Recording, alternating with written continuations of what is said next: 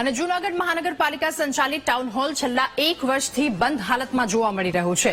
કરોડો રૂપિયાનો ખર્ચ અહીંયા કરવામાં આવ્યો, રેનોવેશન કરાયું અને ત્યારબાદ પણ શહેરના કાળવા ચોક ખાતે આવેલો Shamaldas Gandhi town hall godown બન્યો છે।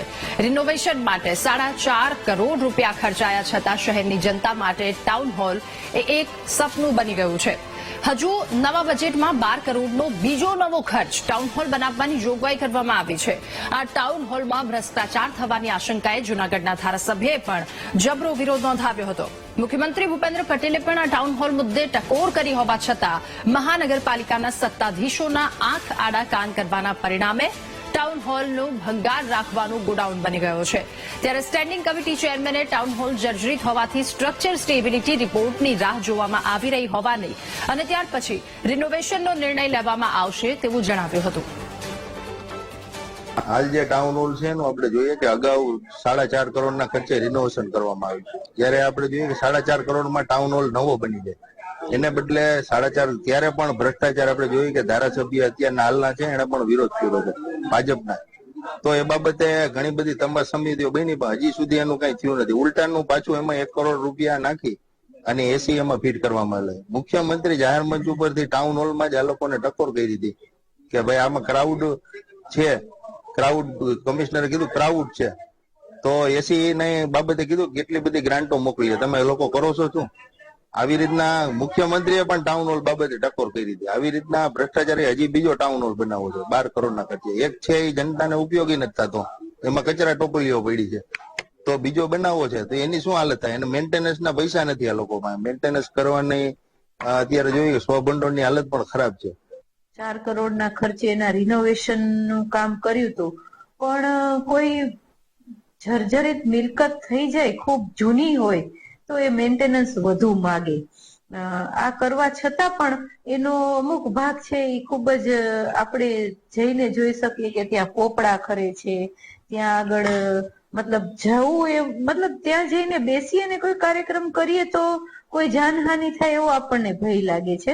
એટલે અત્યારે એ ટાઉન હોલ છે એ બંધ હાલતમાં એટલા માટે છે કે આ જર્જરિત મિલકત છે અને એટલે ત્યાં આગળ અત્યારે કોઈ કાર્યક્રમ થઈ શકે એમ નથી, એટલા માટે આપણે એ ખુલ્લો નથી રાખતા।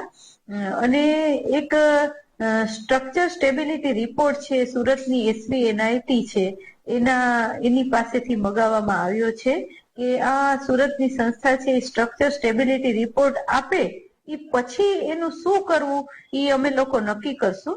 જૂનાગઢ શહેરની મધ્યમાં આવેલો ટાઉન હોલ આપને દ્રશ્યમાં બતાવું છું, એ કોઈ ગોડાઉન નથી પણ જૂનાગઢ શહેરનો ટાઉન હોલ જોવા મળે છે। આપ જોઈ શકો છો કે આ ટાઉન હોલને ગોડાઉન બનાવી દેવામાં આવ્યું છે, પણ ક્યાંક ને ક્યાંક વાત કરીએ તો આ ટાઉન હોલને ગોડાઉન બનાવી દેવાનું કારણ કે છેલ્લા 1 વર્ષ દિવસથી આ ટાઉન હોલ બંધ કરી દેવામાં આવ્યો છે।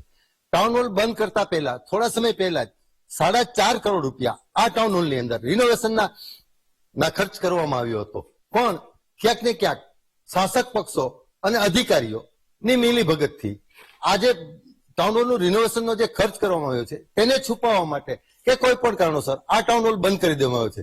ત્યારે જોવાનું એ રહેશે કે હાલ અત્યારે શાસકો બીજા ટાઉન હોલ બનાવવાની પણ વાત કરે છે, ત્યારે લોકમુખે એવી ચર્ચા છે કે ક્યાંક ને ક્યાંક કરોડોનો જે ભ્રષ્ટાચાર ટાઉન હોલમાં થયો છે તેને છુપાવવા માટે ટાઉન હોલને બંધ કરી દેવામાં આવ્યો છે। બિપિન પંડ્યા, VTV, જૂનાગઢ। અને જૂનાગઢ મહાનગરપાલિકાએ વર્ષ 2025-26નું ₹1457.22 કરોડનું બજેટ વિપક્ષના વિરોધની વચ્ચે બહુમતીથી મંજૂર કર્યું છે। આ બજેટમાં 2.19 કરોડની પુરાંત દર્શાવવામાં આવી। બજેટમાં મહિલા સશક્તિકરણ, આંતરમાળખાકીય સુવિધાઓ, ઓવરબ્રિજ, ભૂગર્ભ ગટર અને સ્પોર્ટ્સ કોમ્પ્લેક્સ જેવા પ્રોજેક્ટનો સમાવેશ કરાયો છે। જૂનાગઢ મહાનગરપાલિકાની ખર્ચ વધારે થઈ રહ્યો છે, એને કેવી રીતે અટકાવવો તેવી કોઈ બજેટમાં જોગવાઈ ન હોવાનું કહી વિરોધ પક્ષ દ્વારા બજેટને વખોડી કાઢવામાં આવ્યું હતું।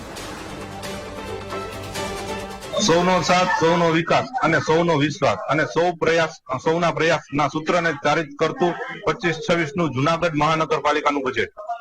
જૂનાગઢ મહાનગરપાલિકાની સ્થાયી સમિતિ દ્વારા આપવામાં આવેલ બજેટમાં જમીન ભાડા અને ઇમારત ભાડા કરવામાં આવેલ 30% વધારો રદ કરી નાણાકીય વર્ષ 25-26નું 1457.52 કરોડનું અને 2.19 કરોડની પુરાંત વાળું બજેટ આપ સૌ સમક્ષ રજૂ કરતા હર્ષ અને ગૌરવની લાગણી અનુભવું છું અને બજેટ તૈયાર કરતી વખતે જુનાગઢ મહાનગરના નગરજનોની ઈચ્છાઓ અને લાગણીઓને ધ્યાનમાં લેવામાં આવેલ છે. આપણે જોઈએ કે દર વખતે અલગ અલગ યોજનાઓ બજેટમાં નાખી કરોડો રૂપિયાનો જનતા પાસેથી ટેક્સ ઉઘરાવવામાં આવે છે એવું બાનું આપી.